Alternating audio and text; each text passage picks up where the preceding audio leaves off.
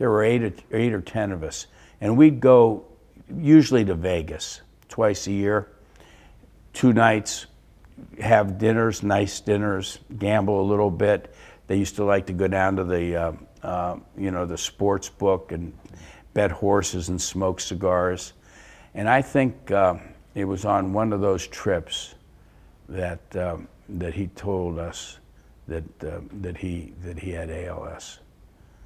And he was still, really active. He was smoking cigars, and we were eating, and I mean, it hadn't, the brunt of it hadn't really hit him.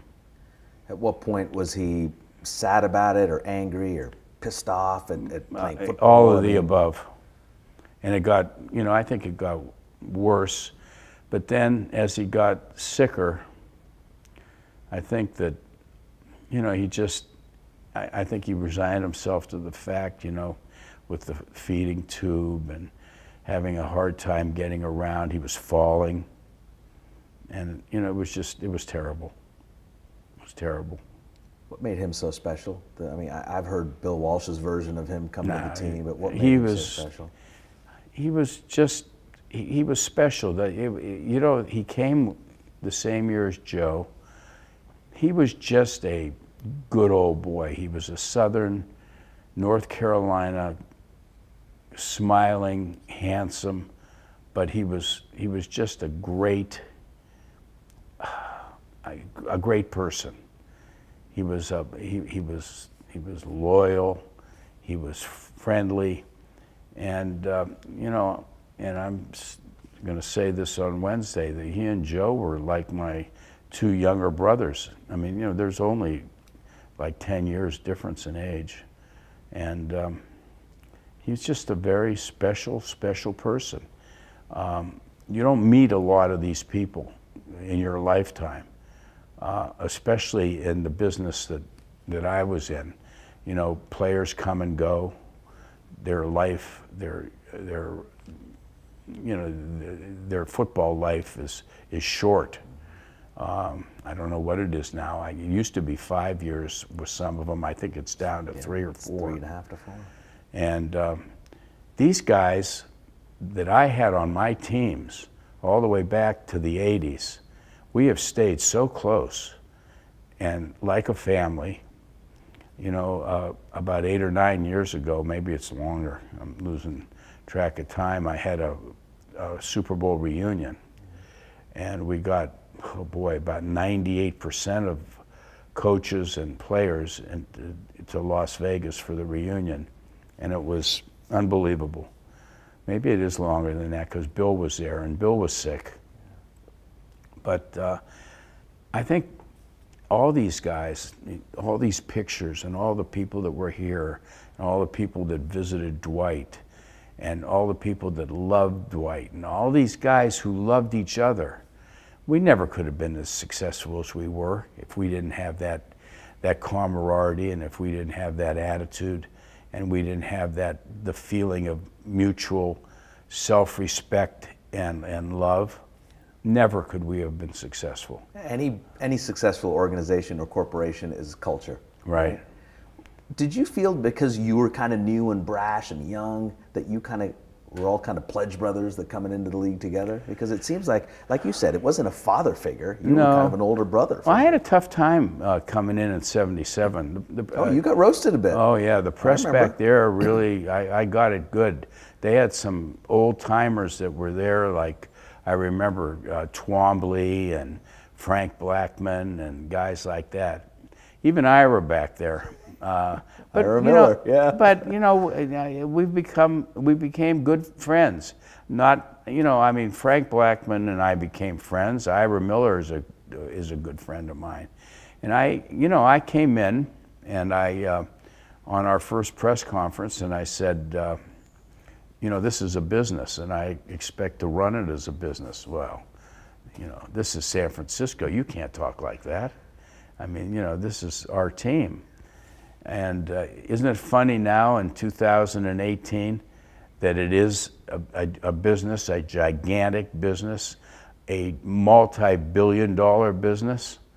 And, it just, you know, from '77, we had some very lean, tough years, and I had made some mistakes with coaches, and you know, and then finally landed in, you know, with Bill in '79, and I guess the rest is history.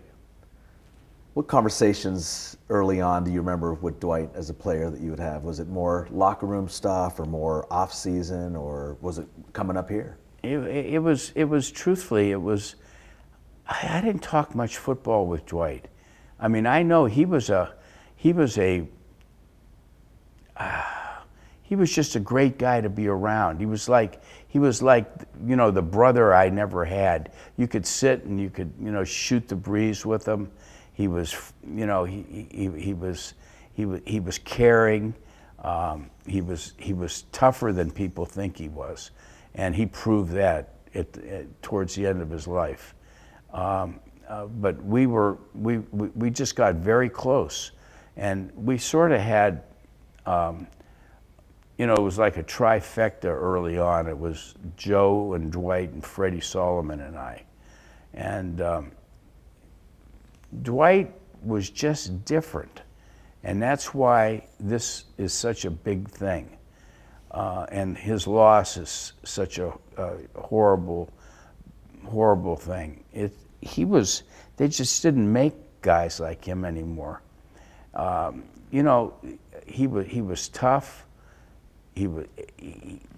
There were times when we'd play teams and there were defensive backs that he always, you know, always went after. Dwight Clark was the type of guy that would rather go out and block a defensive back than catch a pass. He was just a very, very unusual person.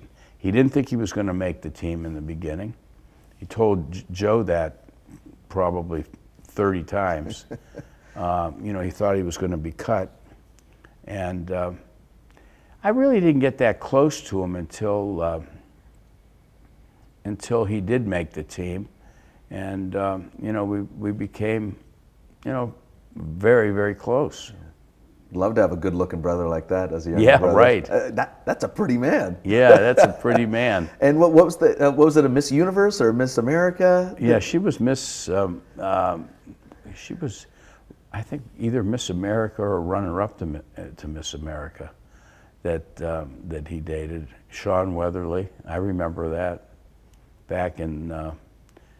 Well, it had to be. I'm not so sure we had won the Super Bowl yet. Yeah. I met her with him in New York. We were playing the Jets, and she had a lady with her, a sponsor. So yeah, Dwight.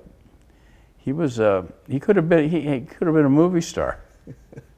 He was fun, and I know he liked to have what did he bring to the party? You know, in his playing days and even in his non-playing days. He just brought himself, and I think that was probably enough. He was vivacious. He was you know, he could talk and speak on any subject. He had a great family. His mom and dad and his brother. You know, I had met them down in North Carolina, and he came from a great family, and you could tell. And he was just a, you know, I don't know how many times you have to say it. He was just a very, very special person. And he, not only his prowess on the football field, but in the locker room, he kept things, you know, at some form of levity. He was friendly with everyone. I don't think there was a person throughout his entire career that didn't like him. He had names for guys, and you know, he was the type of person that made a really tough game fun. What was in these last several months, what was the most painful conversation that you had with him? Oh, I had a lot of them, but as he got progressively worse, you know, I knew he wanted to move to Montana. He and Kelly, and when he came out here, I guess our conversations were about his family, and obviously Kelly, who he was, you know, crazy about. And it was just about accepting, you know, that he had a horrible disease. You know, why he got it, nobody knows. We have some, you know, ideas. I'm doing a study. I'm going to get it done in the next 6 months or so about at our Redwood City facility. You know, we've had a lot. There's been some 49ers that have come down with this ALS, and I'm just going to do and hire a firm to do some research around our facility with maybe a mile radius to see if there's any other people besides players that have come down with it. But you know, he was just, you know, he resigned himself to the fact after a certain period of time that, you know, that he couldn't hold the glass now, or his, you know, his hands, or he you know, he would fall. He was having trouble with his legs. And it got harder and harder for us, but I know he just went with it. He was just a tough person that he knew that there was no end in sight, but he also knew that from where we were to that end point, he was going to make the best of it, and he was going to gut out everything he could, and he did. And what was the conversation of you saying, hey, Dwight, Kelly, I want you guys here in Montana with me, near me? Well, actually, they made the decision. They surprised me. They told me that they would like to move to Montana. Now, Dwight had been up here a number of times, and Kelly was up here too, excuse me, at my 4th of July party, I think at least twice, maybe 3 times. And she's a horse lover. So they said to me, and Dwight was sick, that they were going to move up here and buy a house, a little ranch. And you know, we helped them with their realtor and helped them find contractors and everybody to get the house, you know, in order, and especially get the house in order so it was easier for him to get around, shower, and get through the house with his wheelchair. But he loved it here. There were times where he would just go out. They had a deck around the whole house, and the nights here are fabulous, especially in June, July, August, September. You can see the northern lights, and as you can see today, I don't even know if there's a cloud in the sky. It's been like this for, you know, months, and he enjoyed going out and sitting and you know, just thinking, and it was tough. And you know, the last month or so got a little bit difficult, and it was conversations that we had them together. He had his friend Rick Winters up here and his wife Kelly, and that helped a lot because he was tremendous. He's an ex-Navy SEAL, but he you know, he's retired, and he and Dwight were very close, and he helped tremendously because, you know, it was hard to move him around, and, you know, help him and do this and do that. I mean, I was not able to do much. Even Ronnie Lott wasn't able to do much. Ronnie was here a lot too, and it was difficult because you could see the decline, and but you could also see his attitude, and it never changed. As bad as he was, and as sick as he was, and as he was declining, he never complained, and his attitude always stayed the same. Eddie, for decades, you have given these players, obviously, contracts and the facilities and all the tools to succeed. What have they given you? Whether it's Dwight, Joe, Ronnie, Freddie. They gave me something that I could never put a dollar amount on. I could never put anything. They gave me love. They gave me respect, but more important than that, they gave me absolute total friendship that I don't know. The friendship that they instilled from them to me, other than playing football, is something that I could never thank them for, and I could never. I don't think I could have ever lived without it. You're going to see them all this week. I am. I mean, it's Dwight, but it's beyond Dwight. This is going to be an emotional time for you. Yeah, it is. There's going to be a lot of players there. I talked to Kirk Reynolds just a few minutes ago, and I think that it's up over 400 that are coming to the memorial, and at least half of those 400 are players, ex-players, and. You know, I see them from now and again. We have a gala for our foundation in Tampa every March, and we probably get 20 or 30 ex-players every year, and it's growing. Even players from other teams, but I don't know. It's just we're just sitting here talking. It's just. Just bringing back those days, those last days at his house. Ronnie Lott was here. He was here for, the last 5 or 6 days. He and Karen. And, we were with him when he passed away. And it was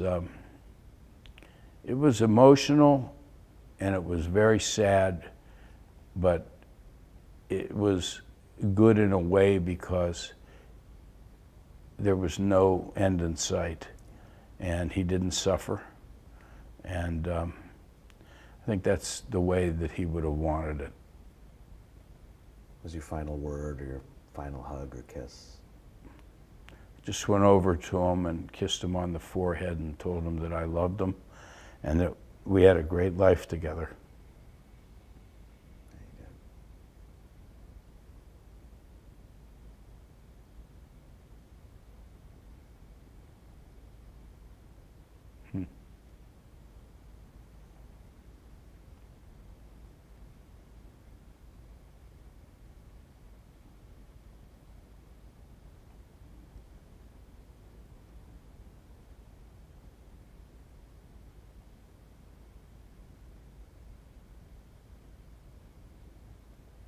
How do you say all that in a eulogy? How do you, Oh, I don't know. We wrote it 7 times, and that's not the problem. The problem's giving it.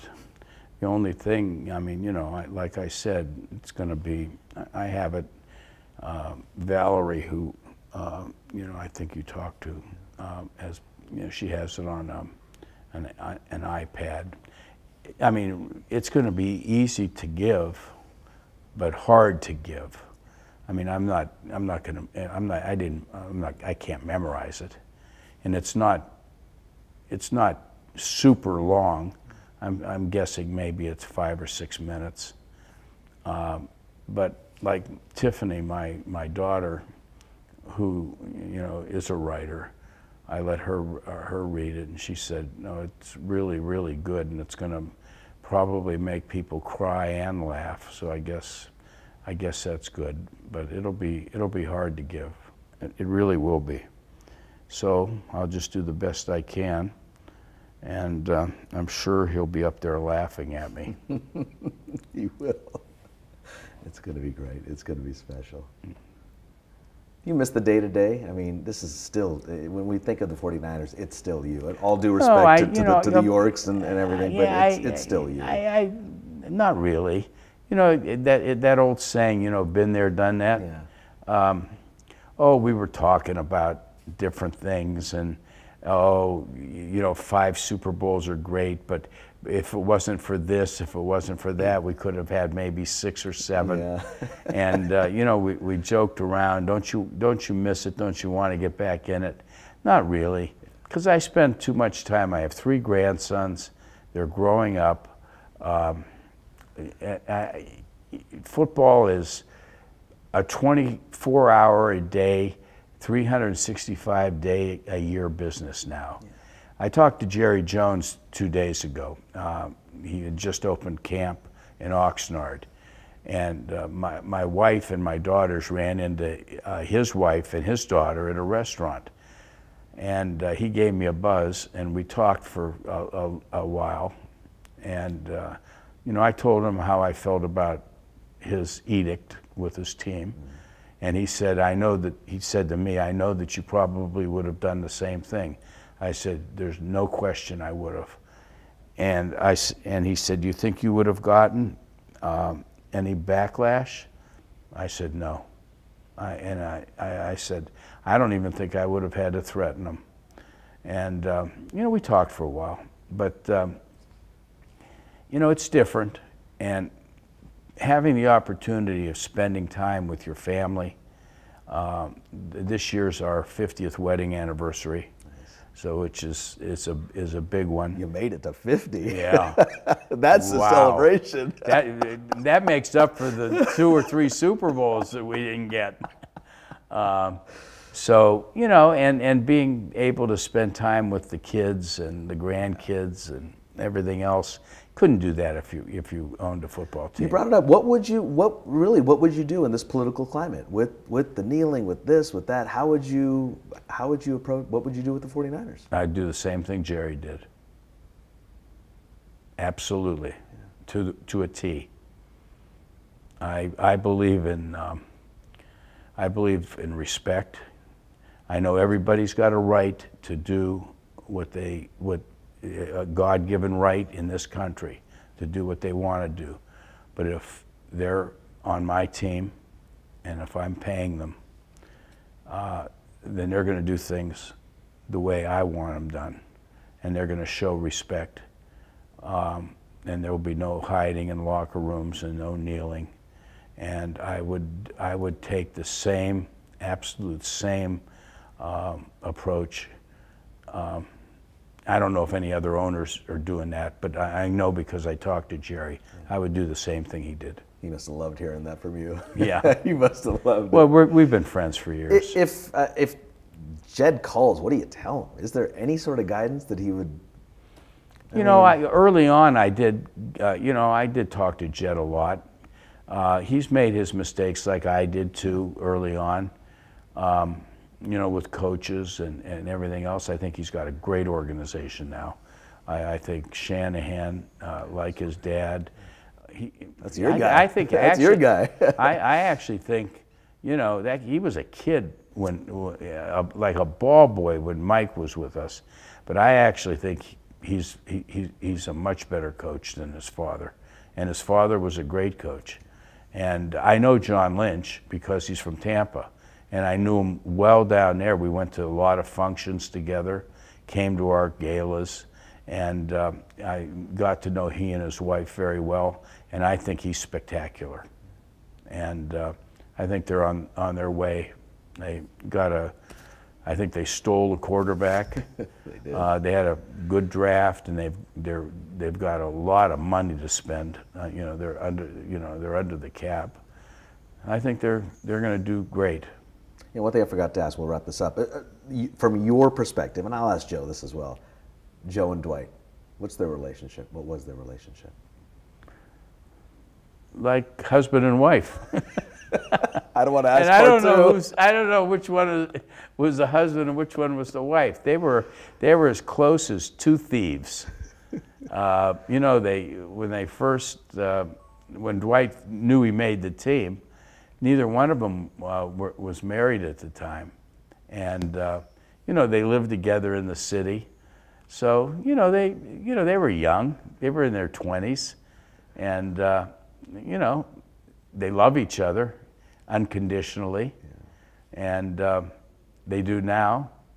And, you know, we've all gotten older, but you can't take away those great memories that I'm sure that they have and that Joe's going to talk about on Wednesday. And they were like brothers.